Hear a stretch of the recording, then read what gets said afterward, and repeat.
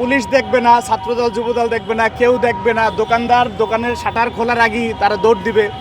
আপনার আবার ওনারা দৌড়াচ্ছে আর বলতেছে যে শেখ হাসিনার ভয় নাই, রাজপথ ছাড়ি নাই। ঠিক আছে, দৌড়াচ্ছে, সে কিন্তু দৌড়াচ্ছে। আবার যে কি স্লোগান দিচ্ছে, শেখ হাসিনা আসবে কি বাংলাদেশ আসবে, এই ধরনের। আমরাও বিশ্বাস করি যে শেখ হাসিনা আসলে বাংলাদেশ আসবে, তবে সেই শেখ হাসিনা আসামি হিসেবে আসবে এবং বাংলাদেশের মানুষ আসবে। সেই শেখ হাসিনা আসবে, তার যে রায় হবে, রায় হয়েছে ফাঁসির, সেই রায় কার্যকর হবে এবং বাংলাদেশের মানুষ আসবে।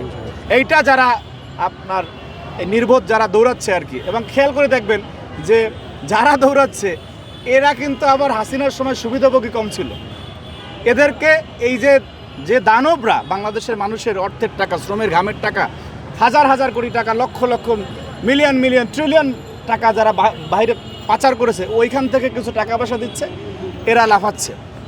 তো ওনাদের প্রতি অনুরোধ থাকবে, কালকে 23শে জুন এই যে চেতনার বাণিজ্য করতে যদি কেউ রাস্তায় নামে, তারা অনিবার্যভাবে বিপদের মধ্যে পড়বে। এবং বাংলাদেশের মানুষ তাদের বর্বরতার কথা ভুলে যায় না। যেটি বললাম যে বাংলাদেশের মানুষের স্মৃতিশক্তি, বাঙালি মুসলমানের এটা প্রচলিত কথা আছে, স্মৃতিশক্তি দুর্বল, কিন্তু এত বেশি দুর্বল হয় নাই যে আমরা শাপলা চত্বরের কথা ভুলে যাব।